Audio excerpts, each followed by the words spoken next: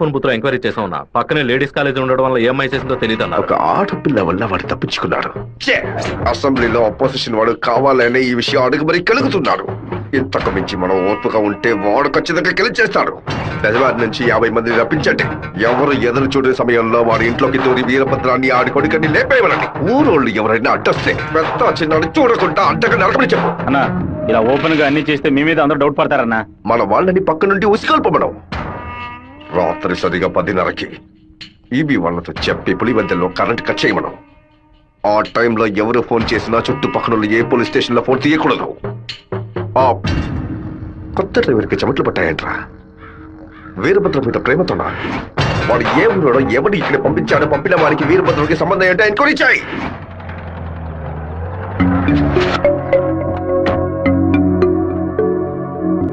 పెళ్లి ఏమిటన్నయ్యా?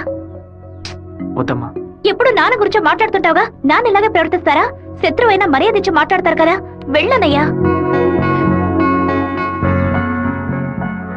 నేను నిన్ను క్షమాపణ అడగడానికి రాలేదు. ఎందుకంటే నేను చేసిన తప్పుకి క్షమాపణ లేదు.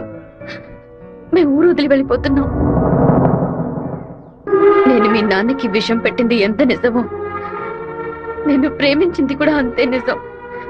దయచేసి నా ప్రేమని మాత్రం అనుమానించొద్దు.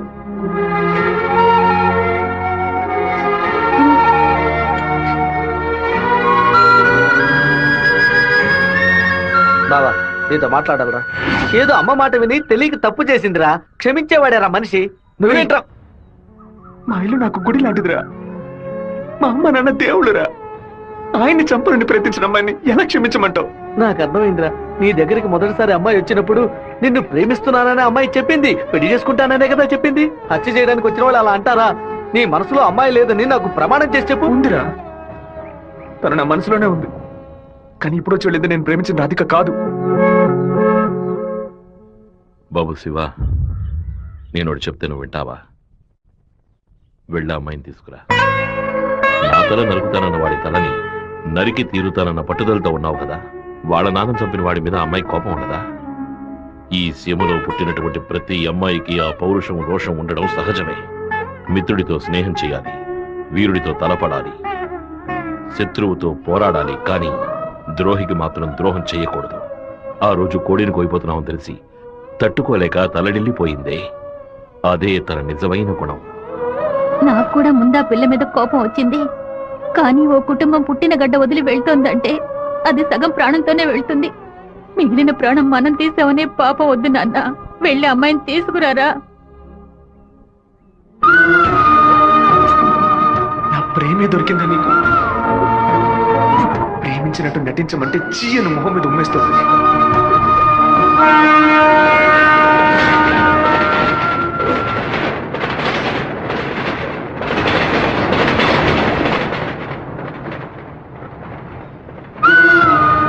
రా, ఇంటికి వెళ్దాం.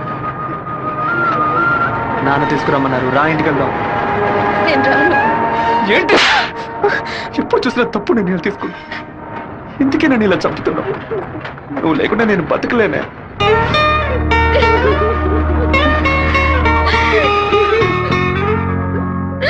నీకు ముఖ్యమైన విషయం చెప్పాలని ఒంటరిగా రానా? ఎక్కడికి ఒంటరిగా వెళ్తున్నారు?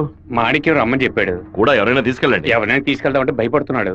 ఒంటరిగానే వెళ్ళొస్తా. వద్దొద్దు సుబ్బారావు, అయ్యా అన్నతోటి వెళ్ళు.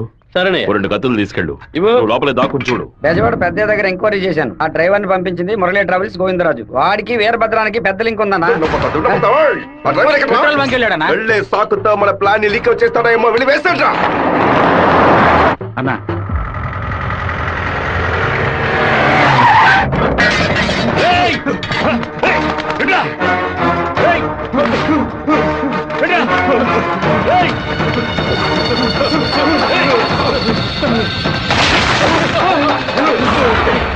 జీతం తీసుకునేది మాయి గారి దగ్గర, పనిచేసేది వీరభద్రానిక.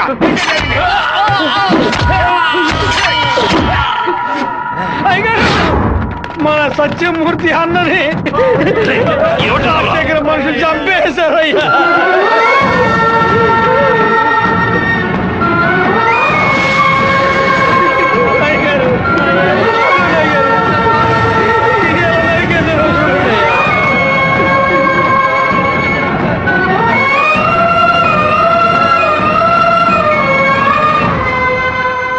దిగి ఇద్దరిని నరికేసి ఉండేవాడినయ్యా. కానీ ఒకవేళ నాకు ఏదైనా జరిగితే ఆ కబురు మీకు అందకుండా పోతుందని నోరు మూసుకుని ఉండిపోయినయ్యా. కరెంటు కట్ చేస్తారట, ఫోన్ చేస్తే పోలీసులు రారట. పదవిలో ఉన్నామన్న పొగరు. సరే, అందరూ ఇళ్లకు వెళ్ళండి. మీ పెళ్ళాం పిల్లల్ని జాగ్రత్తగా చూసుకుని ఇంట్లోనే ఉండండి. మమ్మల్ని అందరినీ ఇంటికి వెళ్ళి జాగ్రత్తగా ఉండమని చెప్పి మీరు ఒక్కరే వాడితో పోరాడతారా? మిమ్మల్ని ఇక్కడ ఒంటరిగా వదిలేసి మేము మా పిల్లలు వాటర్ నీళ్లు మా అందరి కోసం మీరు ఎంత కష్టపడారో తెలుసాయి గారు. ఈ రోజు మీకు సమస్య వస్తే మేము ఎలా ఊరుకుంటాం అనుకున్నారు? మేమేం చేతగాని వాళ్ళం కాదు. ఒకడు మీ ఇంట్లోకి దూరి మీ మీద చెయ్యేశాడంటే అదంతా మేము సత్యాగా జరుగుతుందయ్యా. శివ, సత్యమూర్తి అన్నింటికి పోలీసులు ఎంక్వైరీకి వచ్చారంట. ఎంతమంది వచ్చినా సరే ఒక్కళ్ళు కూడా వదిలిపెట్టాం. నరికి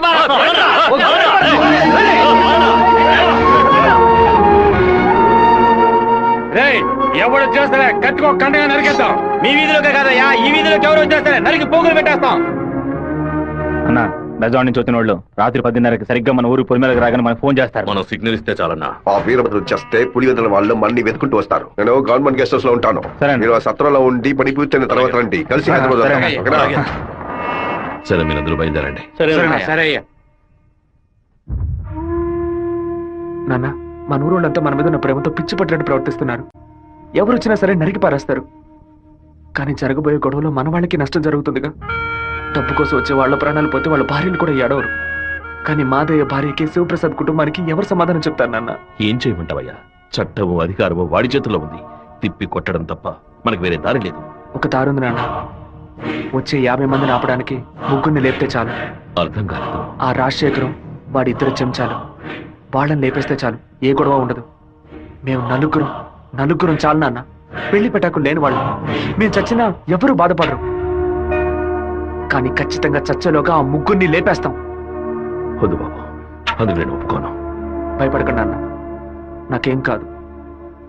1 గంట ముందు నా ఫ్రెండ్ ఒకడు తిరుపతి మాయాలాజ్లో నా పేరు మీద రూమ్ తీసుకున్నాడు. కరెక్ట్ గా 10 గంటకి రాజశేఖరాన్ని లేపేస్తే నేను రేణుగుంట ఎయిర్పోర్ట్కి వెళ్ళిపోతాను. వాడు అదే సమయానికి రూమ్ ఖాళీ చేసి ఎయిర్పోర్ట్కి వచ్చేస్తాడు. అక్కడి నుంచి హైదరాబాద్ వెళ్ళి నేను మలేషియా వెళ్ళిపోతాను. 6 నెలలు సంవత్సరం ఆగే నేను తిరిగి వచ్చేస్తాను నాన్న.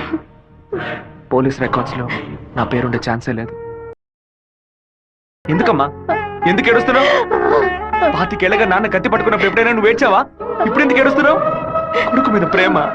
నీ కొడుకు బాగుండాలని దేవుడికి దండం పెట్టుకో. అంతేగాని ఇలా ఏడ్చి నన్ను పిరికివాడి చేయకు.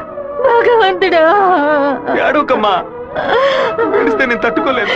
నాయనా, నీకేమైనా అయితే మాకు బాధ ఉండదనుకున్నావా? మేమందరం బండరాళ్ళం అనుకున్నావంట్రా. నిన్ను నమ్ముకొని వచ్చిందే ఒక పిల్ల. దానికి నేనే సమాధానం చెప్తాన్రా. చెప్పరా?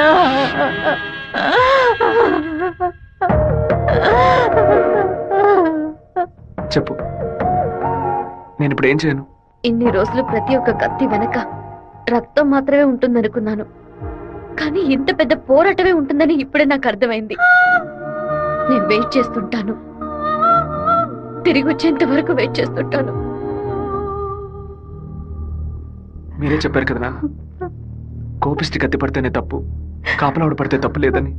నేను కోపంతో వెళ్ళట్లేదు నాన్న, మనల్ని కాపాడుకోవడానికి వెళ్తున్నాను.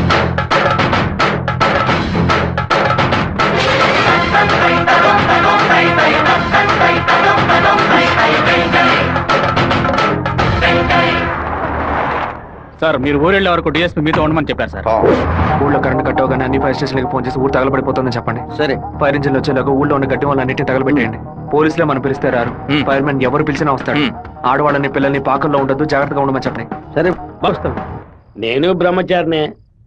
నాకు పెళ్లి కాలేదని అప్పుడప్పుడు బాధపడుతూ ఉంటా. కానీ దానికి ఒక అర్హత ఉందని ఇప్పుడు తెలుసుకున్నా. మన సత్యమూర్తాన్ని చంపిన ఆ దొంగ నా కొడుకు పీక్ కొరికి రక్తం తాకుండా వదిలిపెట్టు బాబు.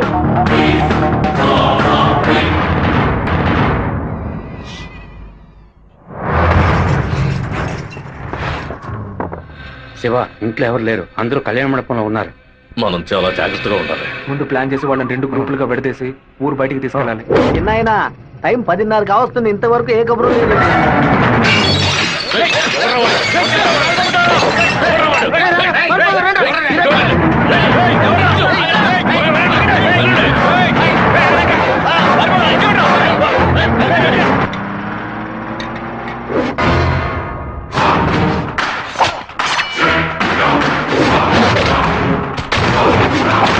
మేమంతా ఇక్కడ సిద్ధంగానే ఉన్నాం.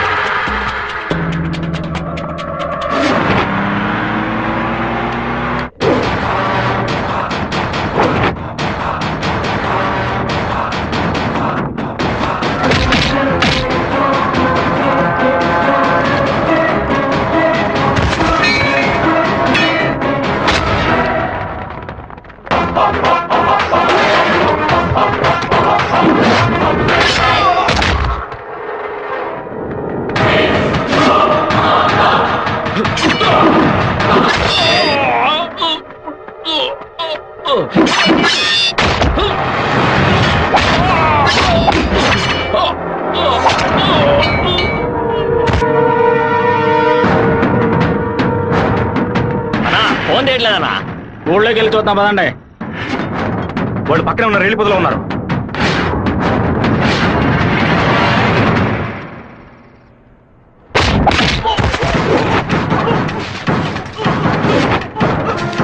చిన్నాయన కాగడాలు వెలిగించండి.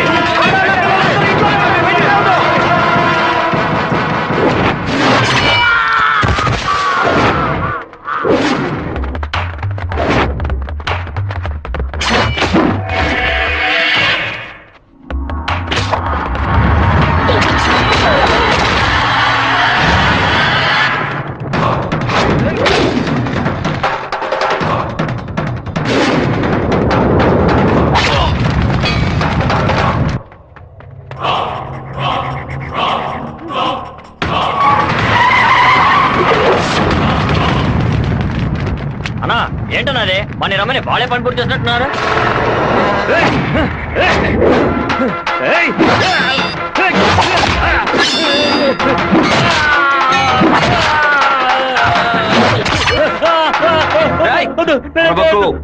నేను నిన్ను పూర్తిగా నరకలేదు, పైపైన నరికాను. నేను చెప్పినట్టు మీరు నడుచుకున్నావు అంటే నేను ఇలాగే ఎత్తుకెళ్ళి ఇక్కడున్న జనరల్ హాస్పిటల్లో చేర్పిస్తాను, బతికిపోతావు. వీరభద్రాన్ని అమ్మోరు గుడి పక్కన కొలం దగ్గర బంధించి ఉంచామన్నా. నిజంగానే అంటున్నావా? అన్న వెంటనే రా అన్నా. అన్నా ఎక్కడికి వెళ్తున్నారు? వాడి నా చేతులతో నరకాలరా. ఇప్పుడు బయటికి వెళ్తే రేపు పోలీసు వాడే రాక్షాయి కూర్చుంటాడు. అయితే ఒక పని చేయి, వాళ్ళకి తెలియకుండా కార్ని వెనక్కి తీసుకురా. అందరూ బయలుదేరదాం. ఇది కూడా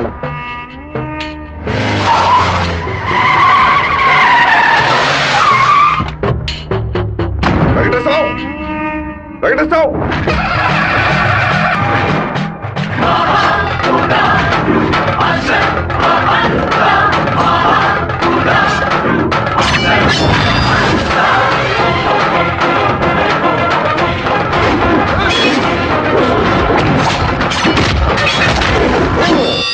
రారా, రా రా రా రా.